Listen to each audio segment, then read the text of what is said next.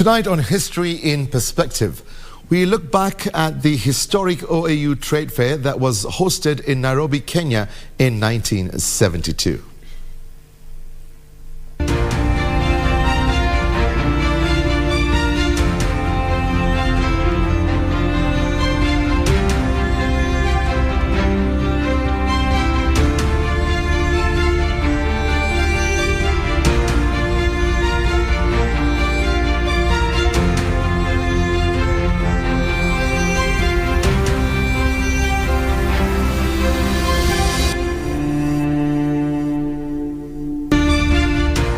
The Organization of African Unity, OAU, was established in 1963.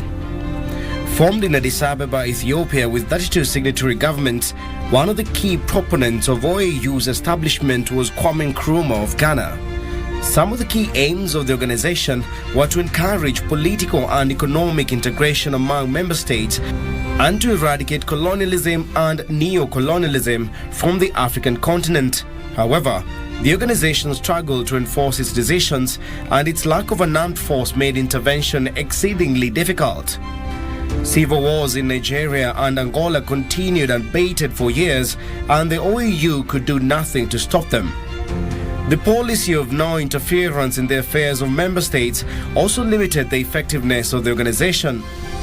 Thus, when human rights were violated, as in Uganda and Idi Amin in the 1970s, the organization was powerless. Ladies and gentlemen, I feel that this is an exciting moment for all of us and an inspiring example of Pan-Africanism. The idea and decision of this trade fair was first raised within the Organization of African Unity in 1967, and we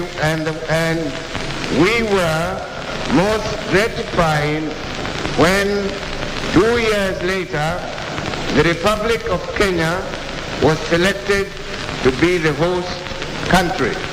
From February 25th until March 5th, 1972, Kenya played host to member states of the Organization of African Unity, as well as approximately 150,000 visitors at the historic All Africa Trade Fair. The whole impulse of this trade fair should be to seek to sweep aside all obstacles. Clearly, the discovery and discussions of these next few days must be followed up by more active and continuing market research. Government representatives, trade missions, and practical businessmen must advise member states through the OAU of any problem concerning currency exchange, control, or traffic regulations. Numerous challenges, including the organization's unwillingness to become involved in the internal affairs of member nations, would prompt some critics to claim the OAU was a forum for rhetoric, not action. Recognizing this, the organization in September 1999 issued the declaration calling for a new body to take its place.